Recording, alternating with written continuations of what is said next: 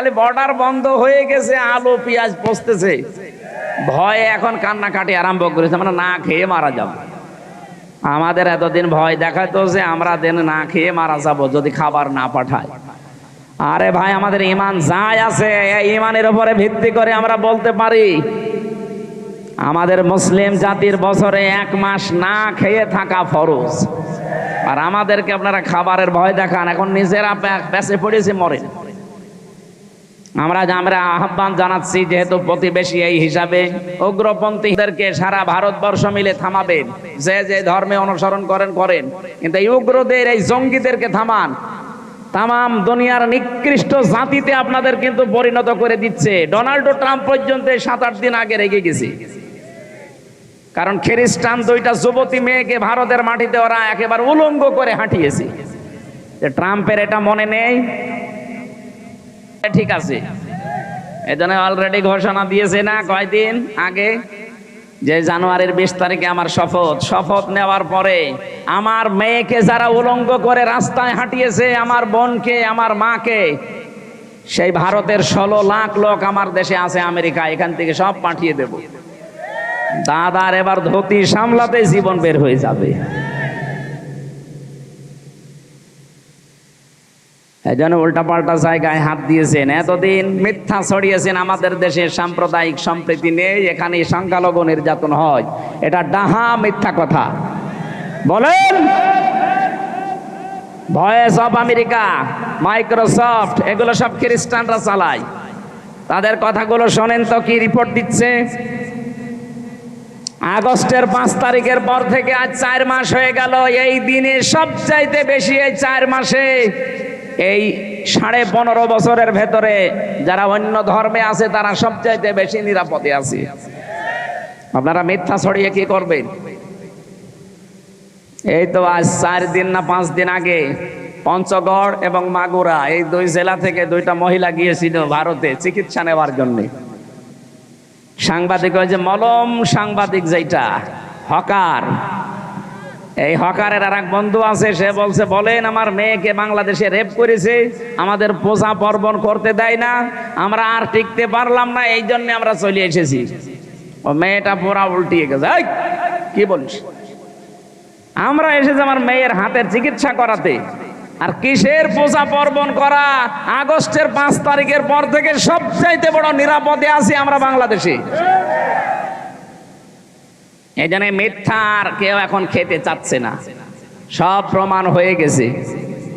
সাম্প্রদায়িক সম্প্রীতির 1 নাম্বার দৃষ্টান্ত পৃথিবীর এই 257টা দেশের ভেতরে বাংলাদেশ। জোরে বলেন আল্লাহু আকবার। এই সম্প্রীতি কেউ নষ্ট করতে পারবে না। এদেশের সংখ্যালঘু বলে কিছু নেই, মাইনরিটি মেজরিটি কিচ্ছু নেই, আমরা সব এক। জন্ম যারা নিয়েছি এই দেশে, তারা এ দেশের গর্বিত নাগরিক। কথা বলে না কেন? সুতরাং এই উগ্রদেরকে থামান আপনারা, নয়তো সারা পৃথিবী থেকে বিচ্ছিন্ন হয়ে পড়বেন।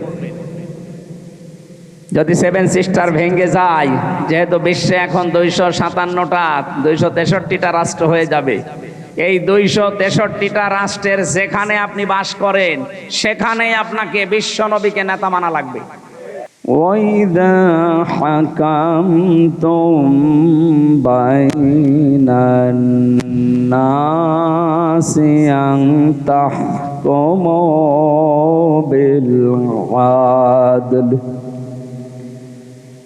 إِنَّ اللَّهَ نِعِمَّا يَعِظُكُم بِهِ إِنَّ اللَّهَ كَانَ سَمِيعًا بَصِيرًا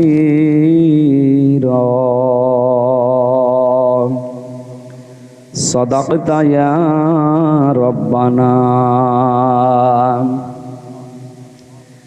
عن أبي هريرة رضي الله تعالى عنه قال قال النبي صلى الله عليه وسلم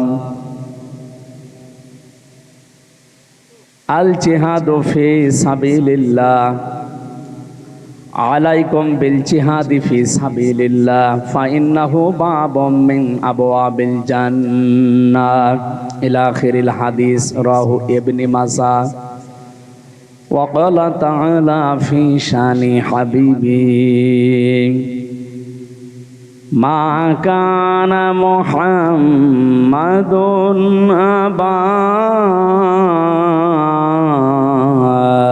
أحد من رجالكم ولكن رسول الله الله أكبر ولكن رسول الله وخاتم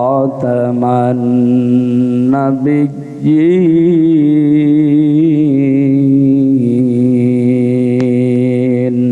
الله أكبر اللهم صل على سيدنا مولانا محمد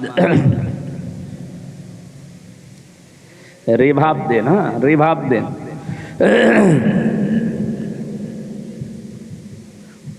জীবনে কখনো তুমি মিথ্যা বলনি, তাই তো তোমায় পেতে কাঁদে ধরনি।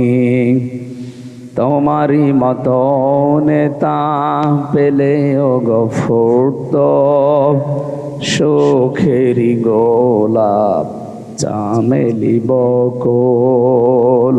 আলহামদুলিল্লাহ, বাংলাদেশের ঐতিহ্যবাহী জেলা কুমিল্লা। শুধু এই নামের কারণে আপনারা বিভাগ পাননি, এবার হবে ইনশাআল্লাহ। ইনশাআল্লাহ। বাংলাদেশের 17টা জেলা ছিল ঐতিহ্যবাহী পুরাতন জেলা, তার ভেতরে কুমিল্লা একটা। কিন্তু শুধু একজনের নামে এ মোশতাক সাহেব কি এমন করেছিলেন, তার কারণে আপনারা এটা পাননি। প্রায় 18 লক্ষ মানুষ এই জেলায় বাস করে, এদের সবার মনে দুঃখ দিয়েছে উনি। সামনে আপনাদের দুঃখ থাকবে না, কুমিল্লা নামে বিভাগ হবে ইনশাআল্লাহ। মহানগর পদোয়ার বাজার বিশ্ব রোড 22 নম্বর ওয়ার্ড সন্ডু হোটেল প্রাঙ্গণে সন্ডু হোটেল অ্যান্ড রেস্টুরেন্টের উদ্যোগে কবরবাসীদের রুহের মাগফিরাত কামনায় দিন রাত ব্যাপী 3য় বাৎসরিক ওয়াজ মাহফিল ও দোয়ার মাহফিলের সম্মানিত সভাপতি, আন্তর্জাতিক খ্যাতিসম্পন্ন মুফাসসিরে কোরআন, বিশ্বনন্দিত আলেমে দ্বীন ইসলামিক চিন্তাবিদ হযরত মাওলানা পীরজাদা মীর মোহাম্মদ হাবিবুর রহমান যুক্তিবাদী আতালাল্লাহু উমরাহু ওয়া বারাকাল্লাহু ফি হায়াতি, আমিন। এ মাহফিলের সহ সভাপতি জনাব মাওলানা জুবায়ের আহমেদ, খতিব বাইতুল মামুর সন্দু হোটেল জামে মসজিদ কুমিল্লা। এ মাহফিলের প্রধান মেহমান আন্তর্জাতিক খ্যাতি সম্পন্ন মুফাসসিরে কোরআন হযরত মাওলানা মোশতাক ফয়েজি, একটা ব্যতিক্রম ধর্মী পীর, নাগাইশ দরবার শরীফ কুমিল্লা। এ মাহফিলের প্রধান আলোচক আপনাদের কুমিল্লার কৃতি সন্তান, ইসলামিক চিন্তাবিদ, গবেষক, মুফাসসিরে কোরআন, হাজার হাজার আলেমের উস্তাদ মুহাদ্দিস রফিকুল্লাহ আফসারি, সাবেক মুহাদ্দিস ডামুড্ডা কামিল মাদ্রাসা শরীয়তপুর। আতালাল্লাহু উমরাহু ওয়া বারাকাল্লাহু ফি হায়াতি, বলেন আমিন। আলোচনা রেখেছেন এখানে অধ্যাপক মাওলানা রফিকুল ইসলাম ফয়েজি, মাওলানা হোসাইন মাহফুজ চুয়াডাঙ্গা, মুফতি মহিবুল্লাহ মাহবুবই, মাওলানা সোহাইল আহমেদ, মাওলানা এনায়েতুল্লাহ। এই মাহফিলে যাদের মাধ্যমে এসেছি আপনাদের সন্দু হোটেলের সম্মানিত পরিচালক বড় ভাই জনাব ইকবাল হোসেন, তার বাবা মায়ের রুহের মাগফিরাত কামনা করছি। আল্লাহ যেন জান্নাতুল ফেরদাউসের সর্বোচ্চ মাকাম তাদের দান করেন। মঞ্চে বসা ওলামা একরাম, সামনে বসা মুসলমান ভাইরা, পর্দার আড়ালের সম্মানিতা মা এবং বোনেরা, প্রশাসনের ভাইরা, প্রাণ প্রিয় কুমিল্লাবাসী। বাংলাদেশে কুমিল্লা এবং নোয়াখালী এই দুই জেলাতে আলেম ওলামাদের বসবাস বেশি। সারা দেশে দিনের আলো জ্ঞানের আলো ছড়িয়েছে এই দুই জেলার আলেমরা। কিন্তু আবু সেহেলের বাড়ি যেখানে, মোহাম্মদ রসুল্লাহর বাড়িও সেখানে। এ জেলায় আলেমও বেশি, জালেমও বেশি। এখনো পর্যন্ত অনেকে আমরা দেখতে পাই, বিশেষ করে মডেল মসজিদের খতিব এবং ইমাম যারা, 15.5 বছরে তারা যা করেছে আলেমের নাম নিয়ে, জালেমরাও এত নিচে নামে না। ইমামতি করতে হলে ইমান লাগে না? ইমান না থাকলে তার বেচারে নামাজ হবে? তো ইমান থাকার জন্য যে সমস্ত কাজ করা লাগে, তার প্রথম কাজ হচ্ছে ফামাই এক করবে তগুত, সে যেন তগুত ছেড়ে দেয়। তগুত ছেড়ে না দিয়ে যদি কেউ ইমানের দাবি করে, ও ইমান টেকে না। আর তগুত ছেড়ে দিয়ে ইমানের দাবি করলে ফাকাদ ইসতামসাকা বিল উরওয়াতিল ওয়াসকা লা ইনফিসামা লাহা, সে আমার একটা মজবুত অবলম্বন ধারণ করবে যা কখনো ছিঁড়ে যাবে না। বাংলাদেশে তাকান, যারাই তাগুত ছেড়ে দিয়ে ঈমান এনেছে, তাদেরকে আপনি 57 দিন রিমান্ডে নিয়েও টলাতে পারেননি। ডক্টর শফিকুল ইসলাম মাসুদ তার জ্বলন্ত প্রমাণ। তারা ঈমান এনেছে কিন্তু তাগুত ছেড়ে দিয়ে। যেন বাংলাদেশের ইতিহাসে এতদিন রিমান্ডে কেউ থাকেনি। জনাব দেলাওয়ার হোসেন, আমি রিমান্ডে ছিলাম, যে অফিসার ছিল আসাদুজ্জামান আসাদ, এই কোলাঙ্গার, এই শয়তান আমাকে বলছিল যে দেলাওয়ারকে আমি তার গরম করে ওর লজ্জাস্থানে ঢুকিয়েছি, ওর পুরুষত্ব নষ্ট হয়ে গেছে। পরবর্তীতে চিকিৎসার মাধ্যমে আল্লাহ আবার ফেরত দিয়েছে। তো বলেন তো, এই মানুষগুলো এই যে 67 দিন 65 দিন যারা রিমান্ডে কাটিয়েছে, এত জুলুম, এত নির্যাতন, ফুটবলের মতো লাথি দিয়েছে 4-5 জন মিলে একসাথে, এত কষ্ট দিয়েছিল এই ভাইদেরকে, এরপরও তারা এক চুলও টলাতে পারেনি। কারণ তারা ঈমান এনেছে তাগুত ছেড়ে দিয়ে। অথচ বাংলাদেশে বহু পীর, বহু আলেম, বহু ইমামকে আমরা দেখেছি তারা তাগুত ছেড়ে না দিয়ে ঈমানের দাবি করত। এই জন্য বাতাস পাল্টিয়েছে, তারাও পাল্টিয়ে গেছে। আমার কথা বোঝেন নাকি না বুঝে খালি মাথা নড়াচ্ছেন?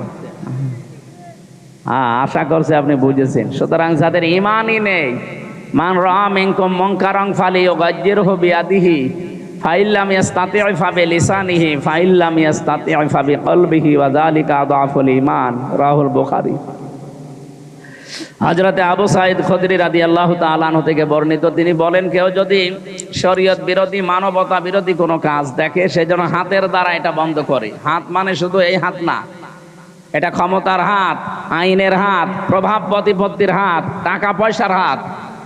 আপনি কি যে জায়গায় আছেন ওখান থেকে এই সমস্ত পর্যায়ে আপনাকে এটা বন্ধ করা লাগবে। যদি এটা না পারেন, মুখ দিয়ে প্রতিবাদ করা লাগবে। এদেশে আমরা অনেকেই মুখের প্রতিবাদের ভাষা ছিল, কিন্তু তারপরেও করি নাই। এটাও যদি আপনার অনুকূলে না থাকে, আয়ত্তের বাইরে যায়, তাহলে সর্বশেষ আপনাকে মনে মনে সিদ্ধান্ত নেওয়া লাগবে, পরিকল্পনা করা লাগবে কি করে অন্যায় বন্ধ করা যায়। দুঃখজনক হলেও সত্য, ইসলামের বিরুদ্ধে, মানবতার বিরুদ্ধে প্রকাশ্য অবস্থান নিয়েছিল জালেমরা। 3 নাম্বার যেটা পরিকল্পনা করে এটা বন্ধ করা যায়, এইটাও অনেক আলেম, অনেক ইমাম, অনেক পীর, অনেক মুসলমান করে নাই। অথচ আদাফুল ঈমান, আদাফ ইসমে তাফজিল, এর চাইতে নিচে আর ঈমান নেই। একেবারে দুর্বল পয়েন্ট এটা। এইটাও যাদের না থাকে, তাদের ঈমান থাকে কি করে? আরো তারা সহযোগিতা করতো কি করে এদের আরো বিপদে ফেলা যায়। শহীদ আল্লামা দেলাওয়ার হোসাইন সাইদি রহমতুল্লাহ আলাইহি এখানে আসতেন না আগে? আমি শুনেছি ওখানে উনি এখানে আসতেন। এই আমি যেখানে ছিলাম আজকে, এখানেই তিনি বিশ্রাম নিতেন। কোরআনের এই পাখি 50টা বছর বিশ্বের বহু দেশে কোরআনের আলো ছড়িয়েছে। অথচ তাকে যে মানুষগুলো মামলা দিয়েছিল, আপনাদের এই পাশের জেলা চাঁদপুরে বাড়ি, রেজাউল হক মাইজ ভান্ডারি, লাকসামে বাড়ি, আল্লাহর ওলির বাড়ি লাকসাম। আর আরেকজনের বাড়ি এই যে নজিবুল বশর মাইজ ভান্ডারি। এই 2 জন মিলে মামলা দিয়েছিল। কোথায় আজ তারা? কোরআনের পাখি আজকে যদি বেঁচে থাকতেন, কুমিল্লাতে শুধু একবার আসার দরকার ছিল, কুমিল্লার চেহারা পাল্টিয়ে যেত।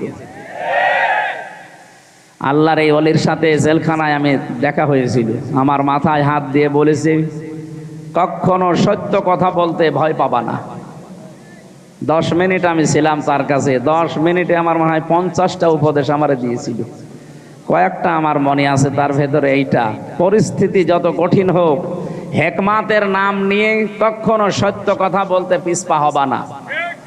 এটা যেন আমি মরণ পর্যন্ত মানতে পারি, ডাইরেক্ট হোক আর ইনডাইরেক্ট হোক। বলেন আমিন। এই জন্য যারা ইমামতি করছে আমরা দেখতে পাচ্ছি অনেকের ইমানই নেই। জাতীয় মসজিদের ইমাম পর্যন্ত যদি পালিয়ে যায়, কি ইমাম উনি যদি ফ্রেশ থাকবে তো পালাবে কেন? কারণ উনি ইমান এনেছিল তগুতের সাথে সম্পর্ক করে, তগুত ছেড়ে দিয়ে না। বলেন তো, যে লোকটা নৌকা মার্কা নিয়ে দাঁড়াতে পারে তার ইমান কতটুকু থাকতে পারে?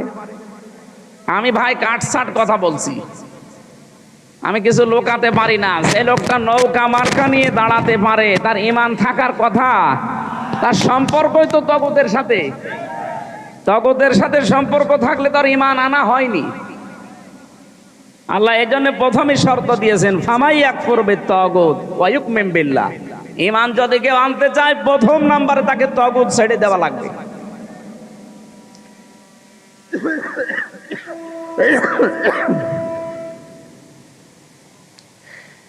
এজন্য এই ময়দানে আমরা যারা বসে আছি, আমরা যারা ইমান এনেছি, আমরা তগুতের সাথে সম্পর্ক তৈরি করি না, তগুত ছেড়ে দিয়ে ইমান এনেছি। কথা বলেন ঠিক কিনা?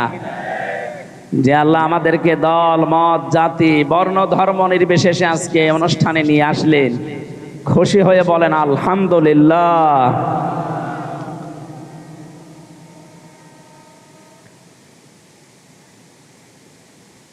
দরুদ আর সালাম পড়ছি আমাদের নবী, মানবতার মহান শিক্ষক মুহাম্মদুর রাসূলুল্লাহ সাল্লাল্লাহু আলাইহি ওয়াসাল্লাম। প্রত্যেকটা বিষয়ে তিনি শিক্ষা দিয়েছেন। বুইসতু মুআল্লিমান, আমাকে প্রেরণ করা হয়েছে শিক্ষক হিসাবে। এমন কোন দিক আর বিভাগ নেই যেখানে তিনি শিক্ষা দেননি। আমরা যে কোরআনে কারিম থেকে তেলাওয়াত করলাম, এটা পড়তে হলে 29টা অক্ষর লাগে। কয়টা? এর প্রতিটি অক্ষরে আমার নবীর সম্মান মর্যাদা আল্লাহ আরো উপরে তুলে দিয়েছেন। তাফসীরে খাসেনের ভেতরে আছে এই তথ্যটা। আলিফ দিয়ে আমার আল্লাহ জানিয়েছেন আমার নবী আহমদ, তিনি প্রশংসিত।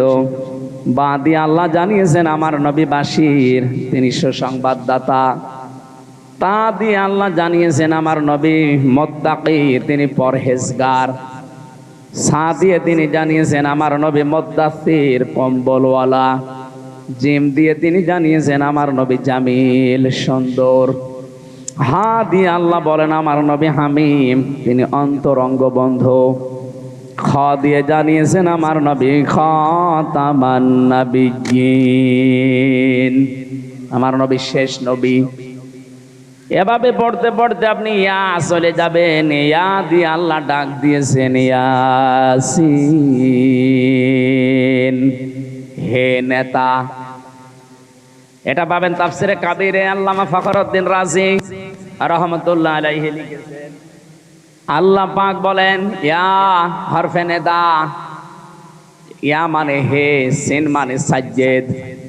সিন শব্দের 5টা অর্থ আমি ওখানে পেয়েছি। সিন মানে সাজ্জেদুল আলামিন, সিন মানে সাজ্জেদুল বাশার, সিন মানে সাজ্জেদুল কাউনাইন, সিন মানে সাজ্জেদুল আম্বিয়া, সিন মানে সাজ্জেদুল মুরসালিন।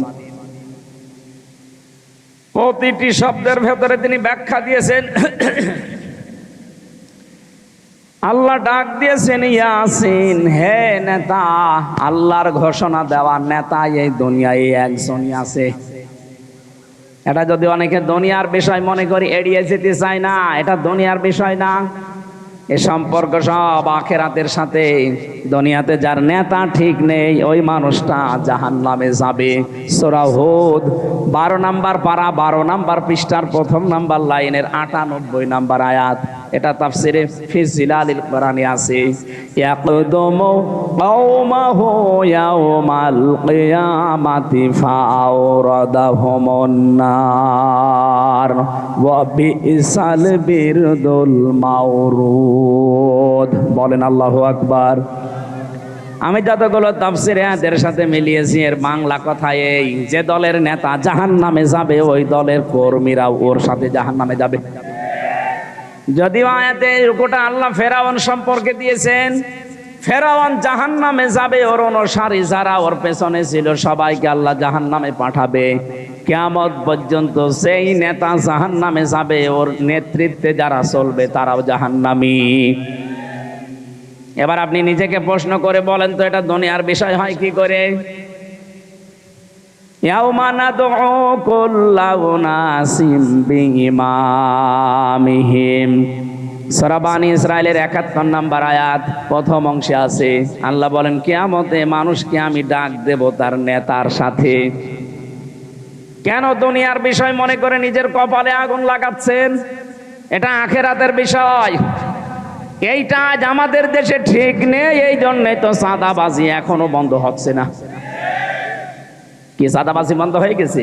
না, আপনি এমন নেতার পেছনে ঘোরেন যে নেতাও চাঁদাবাজ, কর্মীও চাঁদাবাজ।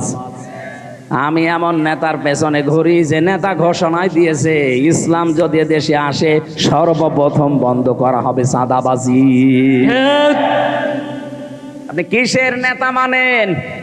আপনার নেতার দিকে তাকালে শয়তানের কথা মনে হয়, আমার নেতার দিকে তাকালে আমার আল্লাহর কথা মনে হয়। কি বেশি বলে ফেললাম? না না, বেশি হয়নি।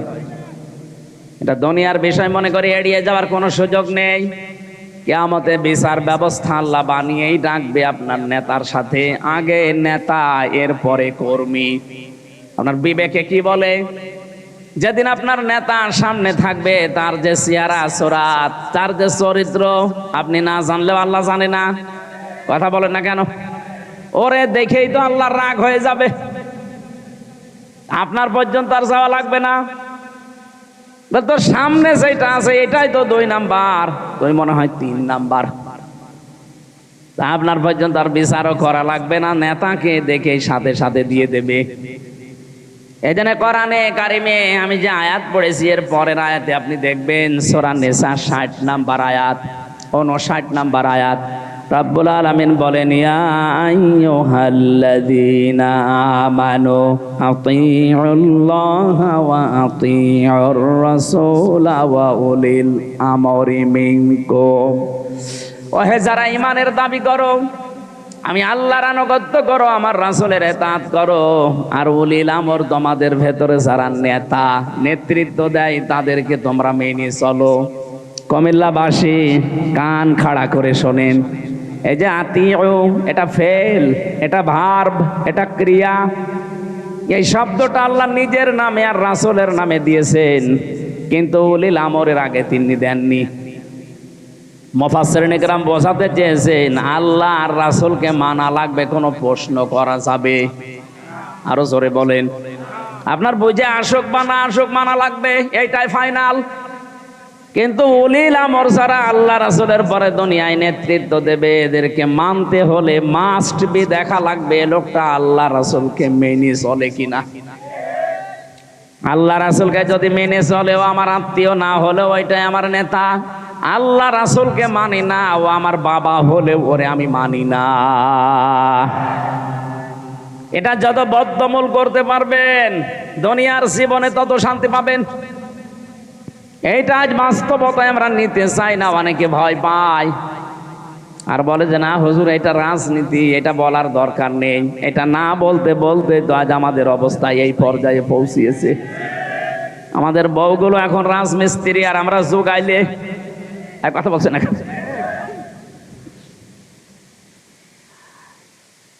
ইয়াসিন বলে আল্লাহ ডাক দিয়েছেন হে নেতা। সিন শব্দের অর্থ বললাম ৫টা। প্রথম নম্বর অর্থ হচ্ছে সাজ্জিদুল আলামিন, আলম না। এখন বিশ্বে ২৫৭টা রাষ্ট্র আছে, কিছুদিনের ভেতরে আরো ৬টা রাষ্ট্র বাড়তেছে। কথা বোঝে কি?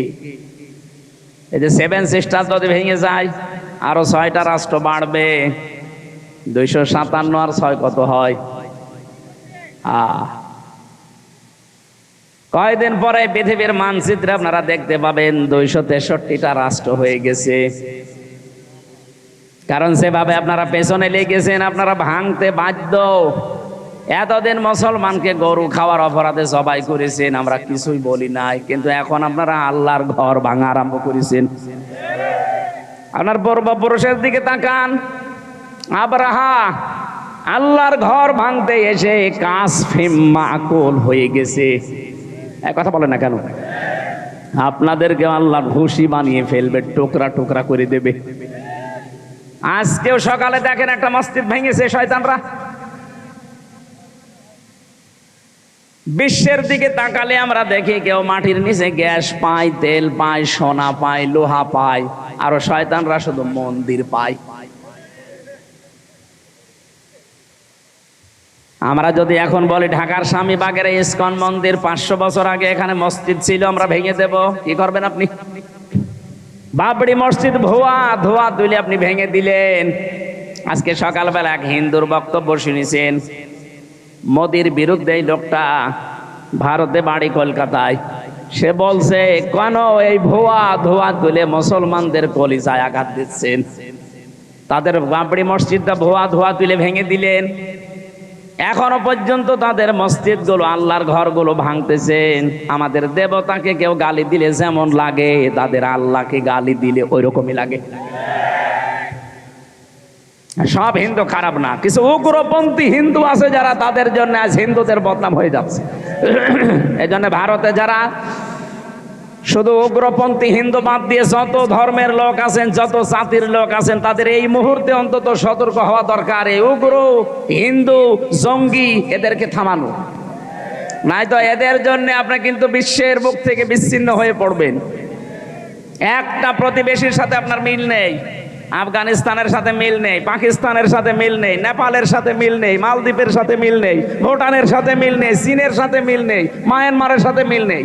আমাদের সাথে মিল ছিল কন্যা যতদিন ছিল, কন্যা নেই, মিল নেই। কি আরম্ভ করেছেন আপনারা? আল্লাহর ঘরগুলো এভাবে ভেঙে দিচ্ছেন। আবার বলে যে আমরা চট্টগ্রাম নিয়ে নেব। আরে দাদা, আপনি কি যৌতুক নেবেন নাকি? আর মেয়ে তো পালিয়ে গেছে, যৌতুক কিসে? পালানো মেয়ের কোনো যৌতুক আছে? না, ও মেয়ের বিয়েই তো আমরা মানি না। কারণ মেয়ে যার সাথে এতদিন আমরা বলতাম যে স্বামী স্ত্রীর সম্পর্ক, এটা তো একটা ভুয়া জিনিস। এটা ভুয়া না? কারণ যার সাথে গেছে তার সাথে তো আমাদের ধর্মে বিয়ে জায়েজ নেই। ওয়ালা তুনকিহুল মুশরিকিনা হাত্তা ইউমিনু, সূরা বাকারা 221 নম্বর আয়াতের মাঝের অংশে আছে। আল্লাহ পাক বলেন, যতক্ষণ মুশরিক পুরুষ মুসলমান না হবে, ঈমান না আনবে, তার সাথে মুমিনা নারীর বিয়ে করা জায়েজ নেই। এটা আমি বানালাম? বলেন। সুতরাং যার সাথে গেছে তার সাথে তো বিয়ে আমাদের ধর্মেই জায়েজ নেই। আপনি এতদিন খালি মিথ্যা কথা বলতেন যে আমাদের স্বামী স্ত্রীর সম্পর্ক। তারপরও দাদা যদি এখন মুসলমান হয়, যে বয়স দাদা, এ বয়সে মুসলমানই দিতে গেলে দেখা যাচ্ছে হাসামে গোড়া থেকে কেটে বাদ দিয়ে দিল, যা সব শেষ। আমার মনে হয় এখন আরো হবে না। মুরব্বী বয়সে এখন যে অবস্থায় আছে ওইভাবে থাক। আর আমরা ও বিয়ে মানি না। যৌতুক তো আরো পরের কথা। আর আমাদের ধর্মে যৌতুক জায়েজ নেই।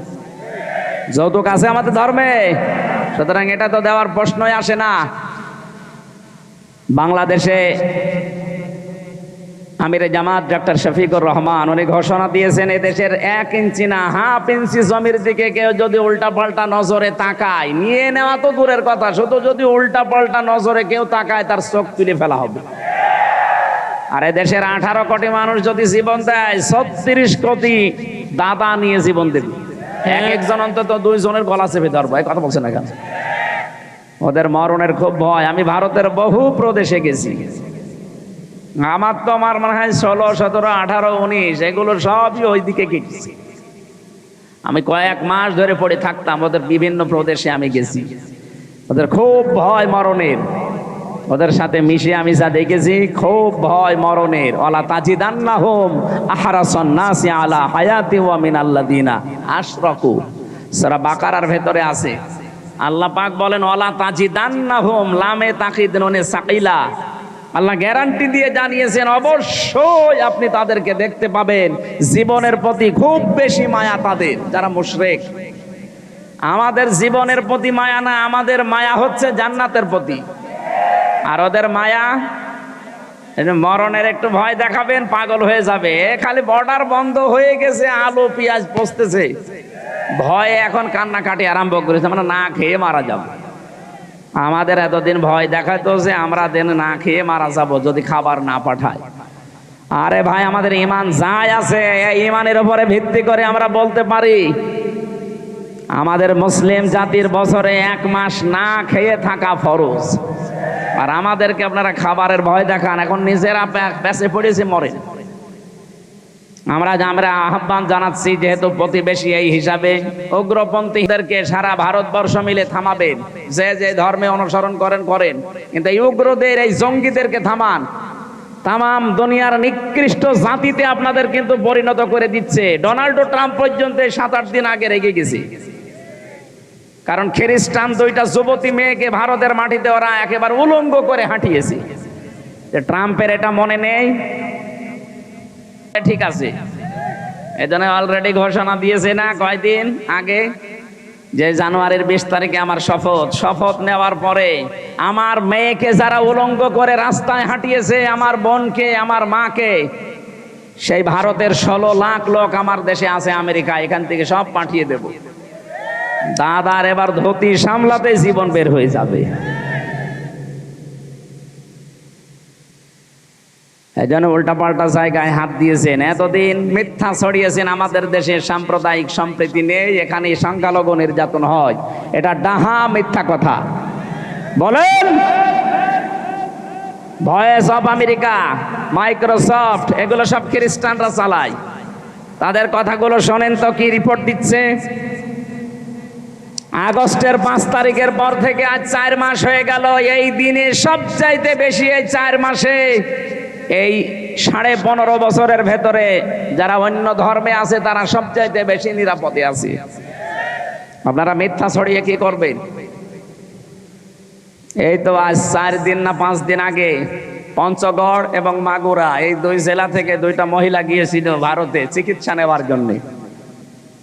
সাংবাদিক, ওই যে মলম সাংবাদিক, যেটা হকার, এই হকারের আর এক বন্ধু আছে, সে বলছে, বলেন আমার মেয়েকে বাংলাদেশে রেপ করেছে, আমাদের পূজা পার্বণ করতে দেয় না, আমরা আর টিকতে পারলাম না, এই জন্য আমরা চলে এসেছি। ও মেয়েটা পুরা উল্টিয়ে গেছে। এই কি বলিস? আমরা এসেছি আমার মেয়ের হাতের চিকিৎসা করাতে, আর কিসের পূজা পার্বণ করা? আগস্টের 5 তারিখের পর থেকে সবচাইতে বড় নিরাপদে আছি আমরা বাংলাদেশে। এই জন্য মিথ্যার কেউ এখন খেতে চাচ্ছে না, সব প্রমাণ হয়ে গেছে। সাম্প্রদায়িক সম্প্রীতির 1 নাম্বার দৃষ্টান্ত পৃথিবীর এই 257টা দেশের ভেতরে বাংলাদেশ। জোরে বলেন আল্লাহু আকবার। এই সম্প্রীতি কেউ নষ্ট করতে পারবে না। এদেশের সংখ্যালঘু বলে কিছু নেই, মাইনরিটি মেজরিটি কিচ্ছু নেই, আমরা সব এক। জন্ম যারা নিয়েছি এই দেশে, তারা এদেশের গর্বিত নাগরিক। কথা বলে না কেন? সুতরাং এই উগ্রদেরকে থামান আপনারা, নাই তো সারা পৃথিবী থেকে বিচ্ছিন্ন হয়ে পড়বেন। যদি 7 সিস্টার ভেঙে যায়, যেহেতু বিশ্বে এখন 257টা 263টা রাষ্ট্র হয়ে যাবে, এই 263টা রাষ্ট্রের যেখানে আপনি বাস করেন, সেখানে আপনাকে বিশ্ব নবীকে নেতা মানা লাগবে। এর নাম সাইয়্যিদুল আলামিন, আলম না। শুধুমাত্র এই পৃথিবীর এই 263টা রাষ্ট্র না, যত জগৎ আল্লাহ বানিয়েছে, কেউ যদি বলে আমি চাঁদের দেশে থাকি, সেখানেও আপনাকে নবীকে মানা লাগবে।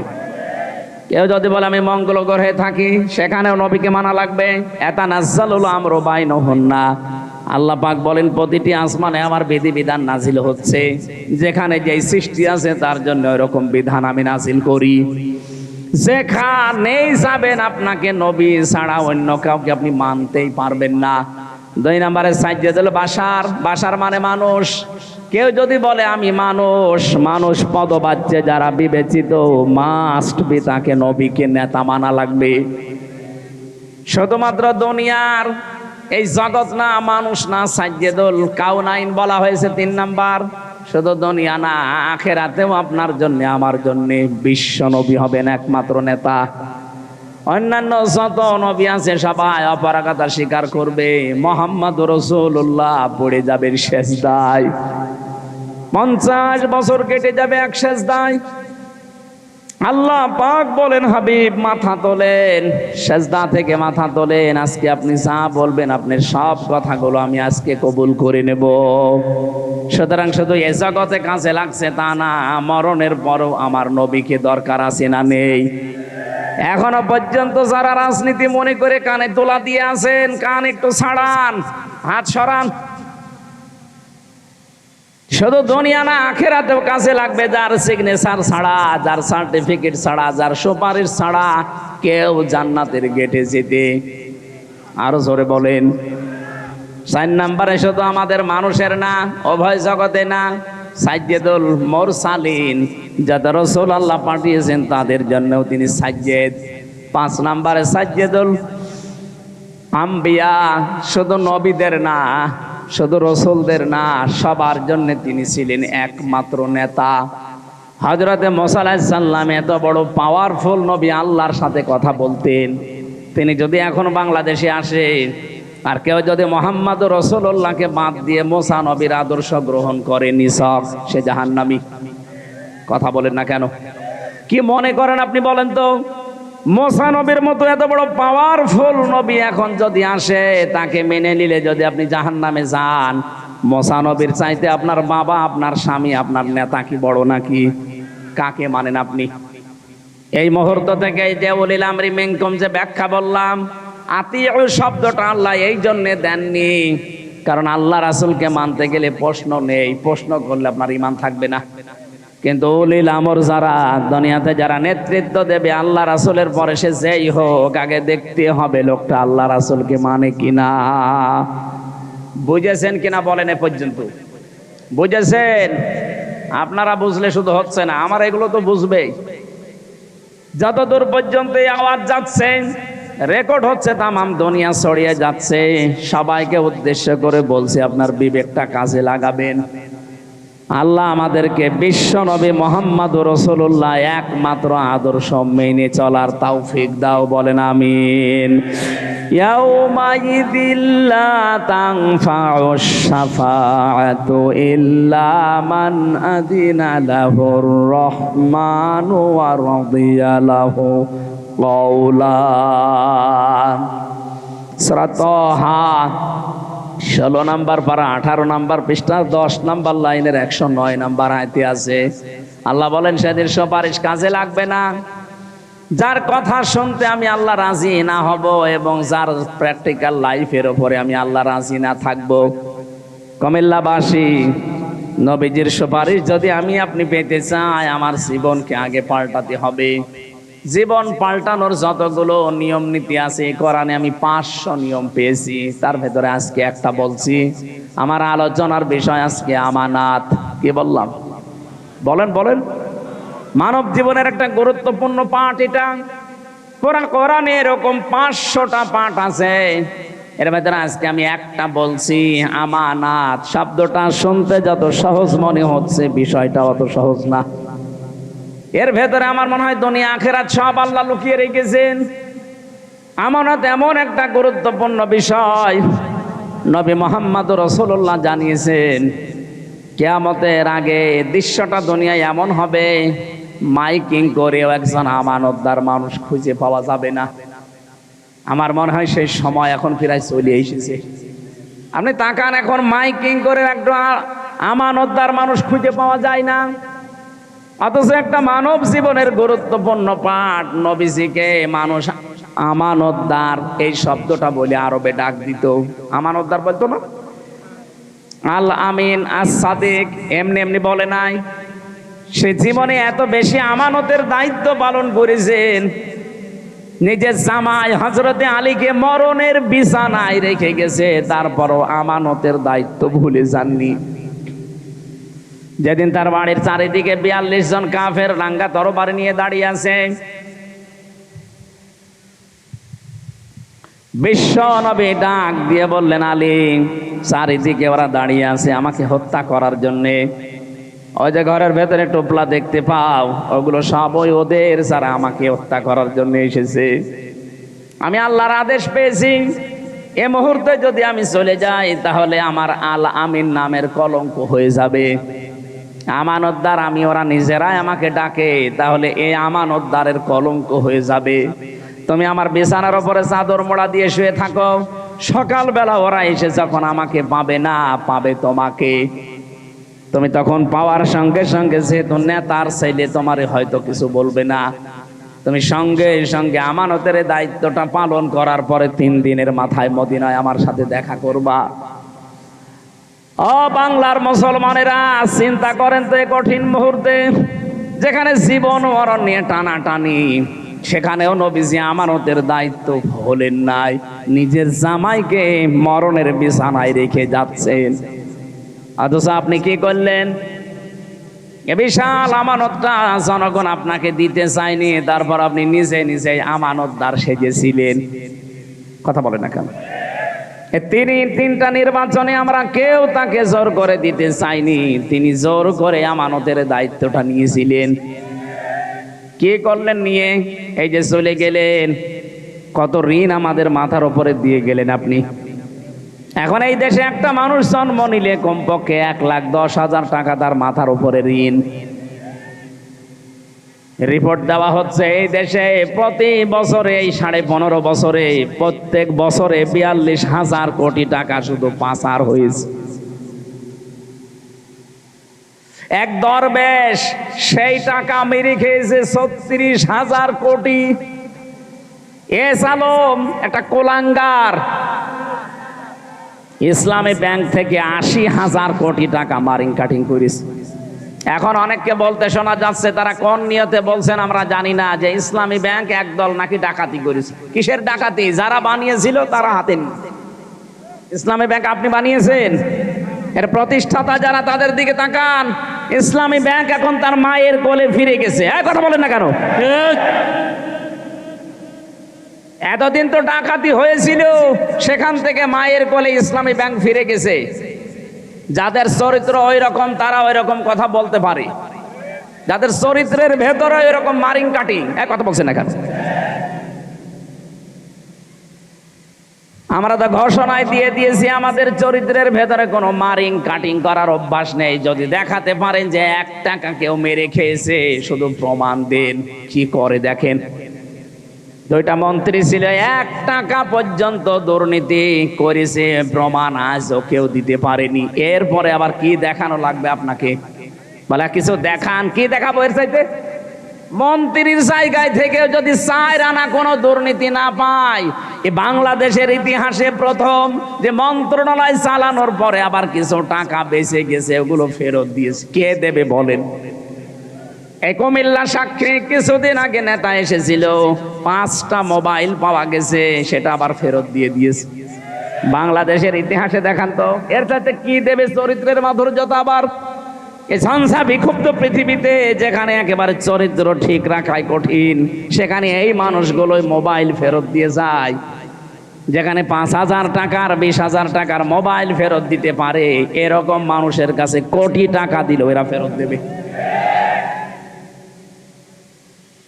আর আপনার কাছে গিয়ে তো মোবাইল ফেরত না, মোবাইলের খাপও ফেরত পাওয়া যায় না।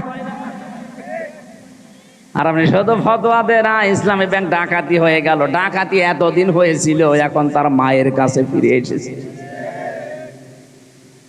নিজে তো একটা ব্যাংক বানাতে পারেন না, একজন বানিয়েছে, সেটা শুধু কিভাবে মারিং কাটিং করে খাবেন সেই পদ্ধতি আছেন। নিজে একটা কিছু তৈরি করে জাতিকে দেখান। একটা সুসও তৈরি করতে পারে না, সে ফতোয়া দেয়। আর এরা কি তৈরি করছে আপনি চিন্তা করেছেন? আপনি ঢাকার দিকে আজ 2-3 দিন যেটা চলছে অন্য দেশের অন্য বলতে কি বিশ্বের সবচাইতে বড় বড় বিশ্ববিদ্যালয়ের প্রফেসররা এসে দৃশ্যগুলো দেখে তারা আশ্চর্য হয়ে গেছে যে এইগুলো তো করে বাইরের দেশে আমরা দেখি রাষ্ট্রের পক্ষ থেকে, আর এই দেশে মাত্র একটা ছাত্র সংগঠন এত বড় কাজ করছে, এদের রাষ্ট্রের বাজেট দেওয়া দরকার। দেশ এমনি দাঁড়াবে, শুধু বায়ান দিয়ে দেশ দাঁড়ায় না, কাজ করা লাগে। চরিত্রের সর্বোচ্চ পর্যায়ে তারা পৌঁছাচ্ছে সবকিছু দিয়ে, আর আপনি আদর্শ দিয়ে মোকাবেলা করতে পারেন না, শুধু উল্টাপাল্টা ফতোয়া দেন।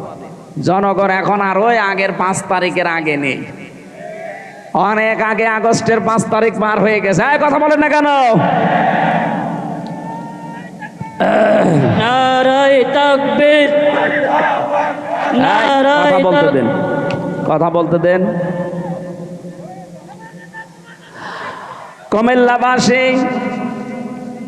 উনি 14টা সুটকেস নিয়ে চলে যাচ্ছে, আর নবীজি বলেন আলী এগুলো নিয়ে গেলে আমার আলামিন নামের কলঙ্ক হয়ে যাবে।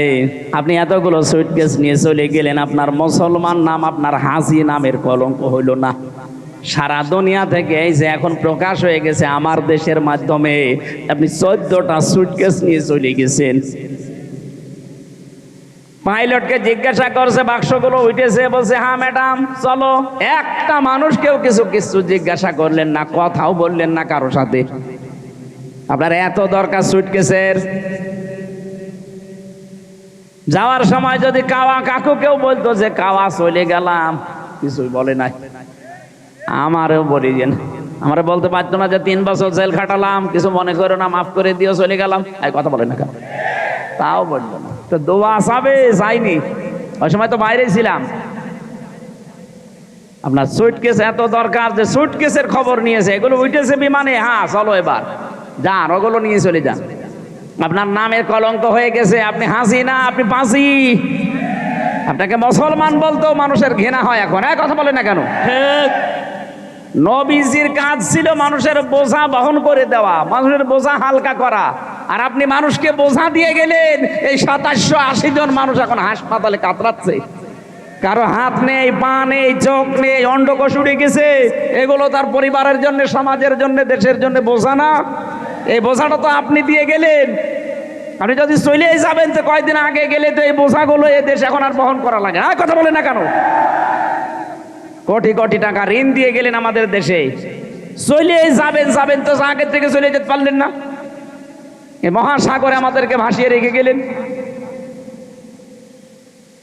এই জন্য আপনাকে নবীর উম্মত বলাও মনে হয় ঠিক না, কারণ নবীর কাজ ছিল মানুষের বোঝা ও তাহমিলুল কাল্লা ও তাহমিলুল কাল্লা, তিনি বোঝা বহন করতেন, হালকা করে দিতেন, আর আপনি বোঝা আরো দিয়ে গেলেন।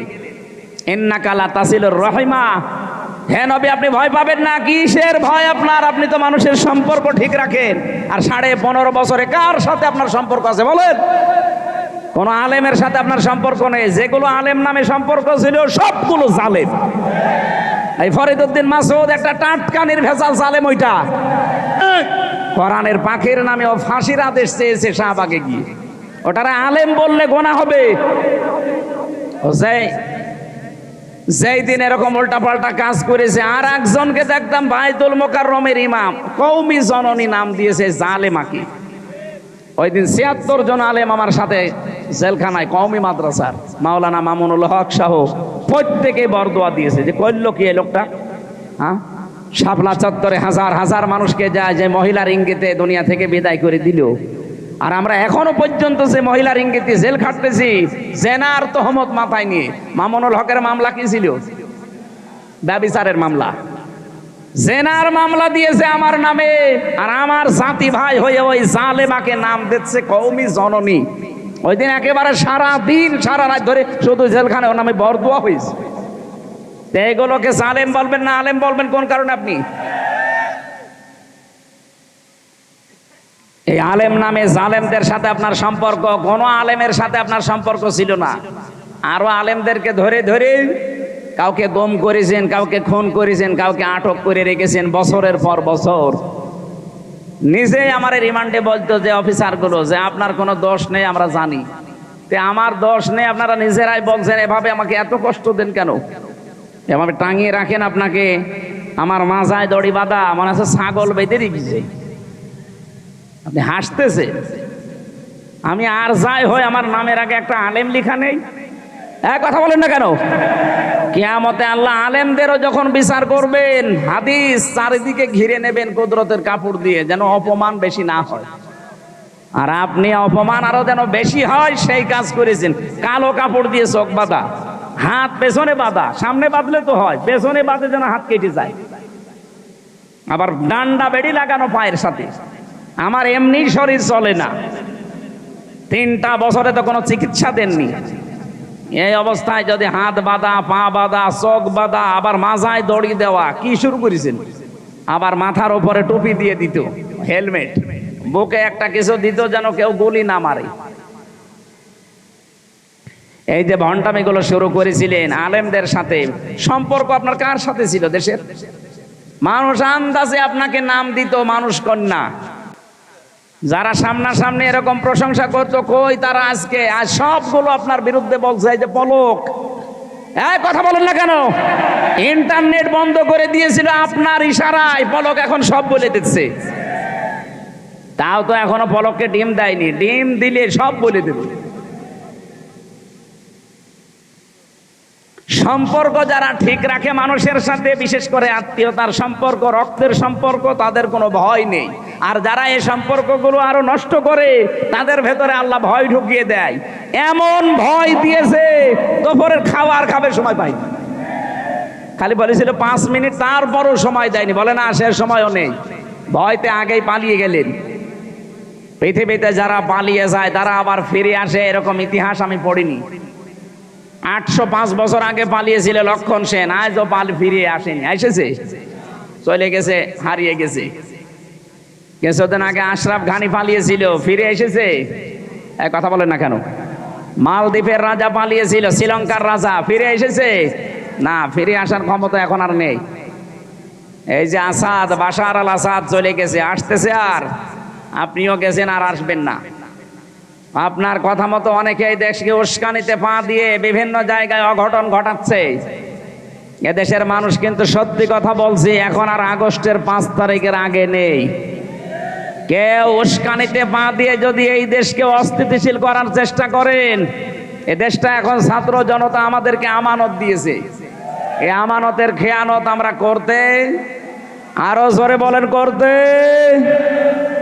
ওই গোপালগঞ্জের কিছু মানুষ আবেগে লাফিয়েছিল, এমন পিটানো পিটিয়েছে পুলিশে, প্রশাসনে, আর্মিতে, পেছনে বান্দরের পেছনের মতো লাল হয়ে গেছে। ওই কয়েকদিন শুনলাম যে গোপালগঞ্জ থেকে কেউ যদি ঢাকায় আসে, বাসে আসবে, বসে আসলে 300 টাকা, দাঁড়িয়ে আসলে 1000 টাকা। কুমিল্লার মানুষের তো তার উপরে এমনি একটা রাগ আছে যে বিভাগ দেয়নি। এ বিভাগের মানুষ অন্তত বিভাগ হবে সামনে, যেহেতু এই জেলার মানুষ আবেগে যেন কারো চক্রান্তে পা দিয়ে, উস্কানিতে পা দিয়ে দেশের 12টা বাজানোর চেষ্টা করবেন না। যারা করেছে তারাও থামবে আশা করছি।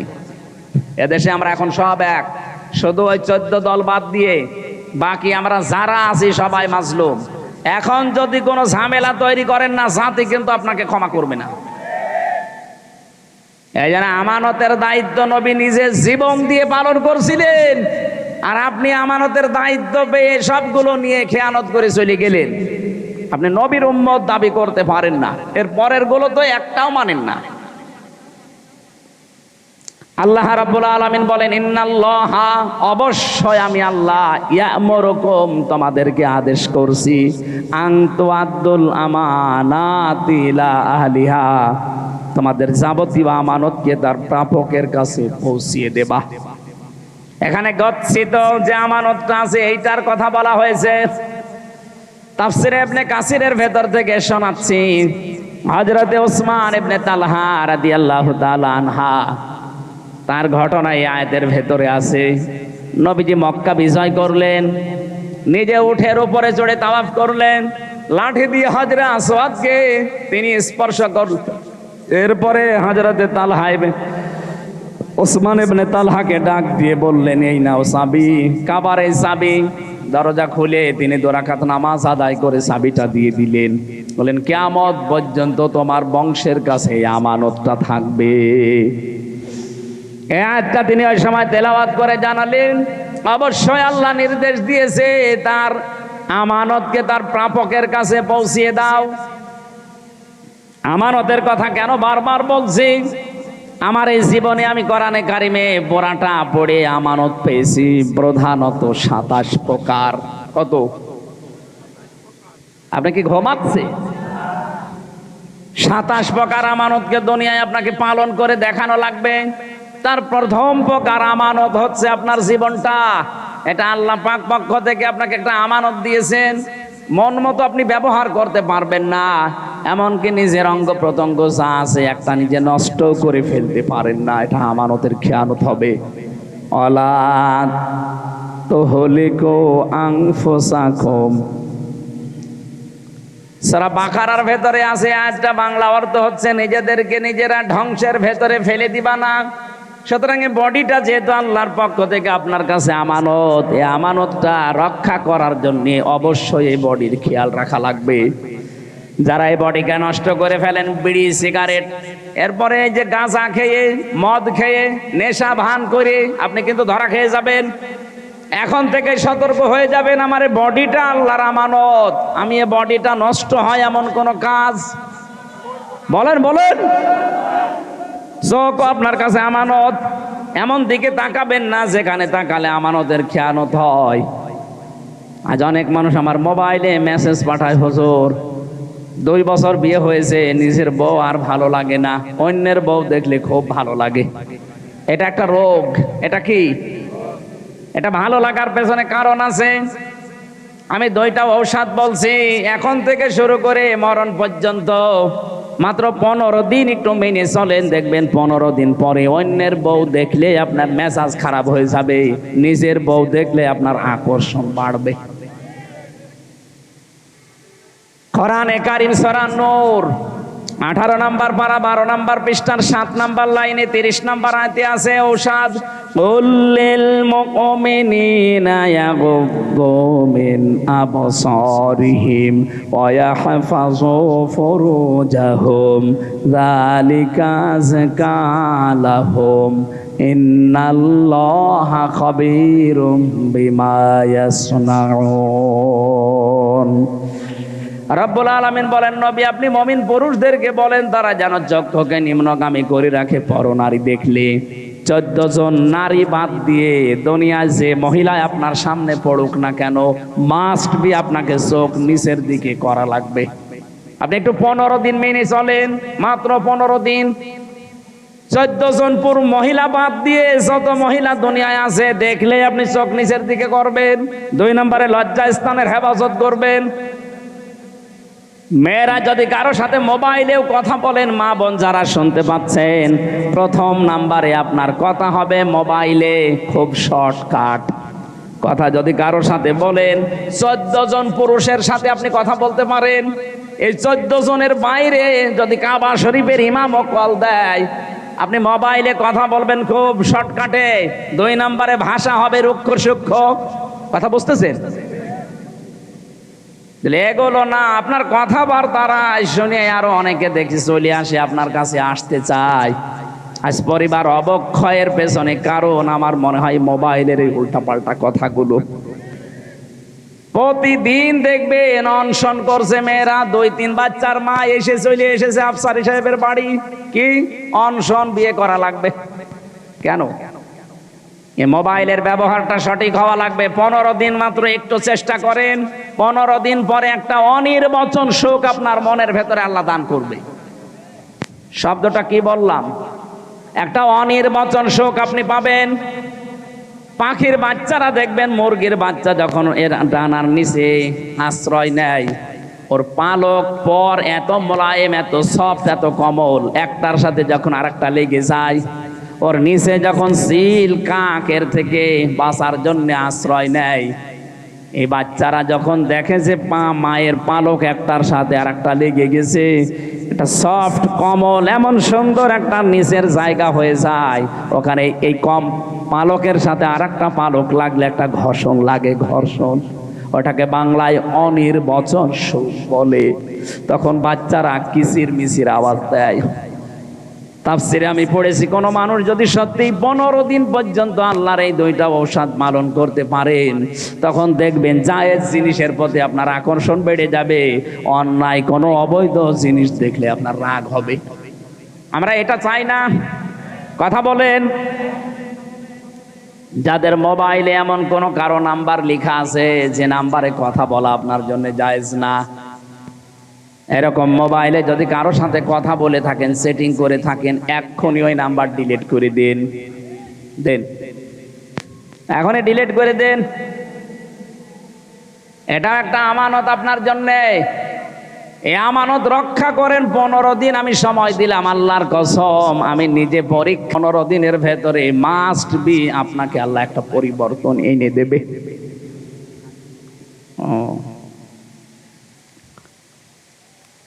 আমানতের ব্যাখ্যায় যতগুলো বিষয় আমি পড়েছিলাম, 27টা একটা একটা করে বলতে গেলে সময় চলে যাবে। এখন যেহেতু আমার পরে এখনো আলোচক আছে, তারা কথা বলবেন, আর আমার আবার আরেকটা অনুষ্ঠান মাগরিবের পরে আছে। আমি আমার শ্রদ্ধেয় বড় ভাই যে মুহাদ্দিস রফিকুল্লাহ আফসারী সাহেবের লেখা, উনি তো বহু বই লিখেছে, মনে হয় আমি একটা লিস্ট করেছিলাম 53টা। তা আজকে আমাকে একটা বই উপহার দিচ্ছে, এটা খুতবার বই, জমার খুতবা, এটা সম্পূর্ণ সৃজনশীল খুতবা। আমি বইটা পড়বো, আমি আশা করছি, ভাইয়ের কাছে চেয়েছিলাম, উনি আমাকে উপহার দিয়েছে। আপনারা সুযোগ পেলে বইটা ওনার গাড়িতে থাকতে পারে। শিক্ষিত মানুষ, বিশেষ করে ইমাম যারা, খতিব যারা, তাদের জন্য এটা লাগবে। আমি যেহেতু নিতে চাচ্ছি, আপনারাও নেবেন। এই আমার ড্রাইভার কই, এই বইটা গাড়িতে। সম্মানিত ভাইরা, এরপরে হাকামতুম বাইনান নাসি আন তাহকুমু বিল আদলি, এই শব্দগুলো ছিল। আমি আর আগাতে পারলাম না সামনে। আগামীতে আমাদের এই অনুষ্ঠান আবার হবে প্রতি বছরে বছরে ইনশাল্লাহ। এরপরে সামনে আশপাশে কোনো জায়গায় যদি মাহফিল থাকে আমরা কথা বলবো। আজকের মতো আমরা এই আয়াতটা অসম্পূর্ণ রেখে বিদায় নিলাম। নামাজ পড়েন, এখানেই নামাজ পড়েন, আর বেশি সময় নেই। নামাজের পরে মুহাদ্দিস রফিকুল্লাহ সাহেব উঠবেন ইনশাল্লাহ। ওনার পরে আবার মাওলানা হাবিবুর রহমান যুক্তিবাদী সাহেব আছেন। এরপরে যে পীর সাহেব কি জানো, মোশতাক ফায়েজি সাহেব আছেন। আমরা না কথা শুনবেন একটার পর একটা। আমিন। বারাকাল্লাহু লানা ওয়া লাকুম ফিল কোরআনিল আযীম। আসসালামু আলাইকুম ওয়া রাহমাতুল্লাহ।